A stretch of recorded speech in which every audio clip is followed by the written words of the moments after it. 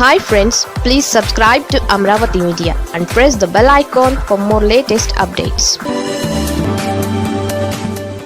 పవన్ ఇలా చేయకుంటే జన సైనికులు జెండా పడేయడం ఖాయం. జనసేన అధినేత పవన్ కళ్యాణ్ స్థానిక సంస్థల ఎన్నికలలో తన పట్టును నిరూపించుకోవాలి. పవన్ కళ్యాణ్ రాజీ పడతారన్న పేరును ఇప్పటికే సంపాదించుకున్నారు. గత ఎన్నికల్లోనూ కేవలం 21 అసెంబ్లీ స్థానాలను 2 పార్లమెంట్ సీట్లతో సరిపెట్టుకున్నారన్న విమర్శలను ఇప్పటికే ఎదుర్కొంటున్నారు. నామినేటెడ్ పోస్టుల్లోనూ కనీస శాతం టీడీపీ నుంచి దక్కించుకోలేకపోయారన్న ఆవేదనలో జన సైనికులున్నారు. తాము కష్టపడి 2014 నుంచి 2024 వరకు పవన్ కళ్యాణ్ వెంట నడిచిన పదవుల విషయం వచ్చేసరికి టీడీపీ నేతలు తన్నుకుపోతున్నారని, ఇది తమ ప్రాంతాలలో అవమానకరంగా ఉందని జన సైనికులు ఫీల్ అవుతున్నారు. ఇదే విషయాన్ని సోషల్ మీడియాలో సైతం పోస్టులు చేస్తున్నారు. కేవలం జగన్ అధికారంలోకి రాకూడదని, అనుభవం ఉన్న చంద్రబాబు పాలనకు మద్దతు ఇవ్వడాన్ని ఎవరూ తప్పుపట్టరు.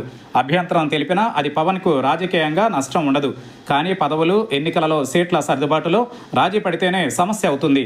ఇప్పటికే తెలుగుదేశం పార్టీ నేతల పెత్తనం ఎక్కువైందని నియోజకవర్గాల్లోనూ మండల కేంద్రాల్లోనూ జన సైనికులు ఆందోళన చెందుతున్నారు.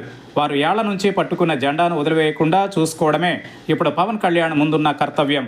ఇటీవల రాజ్యసభ పదవి ఎంపిక విషయంలోనూ తన నిర్ణయమే ఫైనల్ అని వ్యవహరించిన పవన్ కళ్యాణ్ను నాగబాబును ట్రోల్ చేశారు.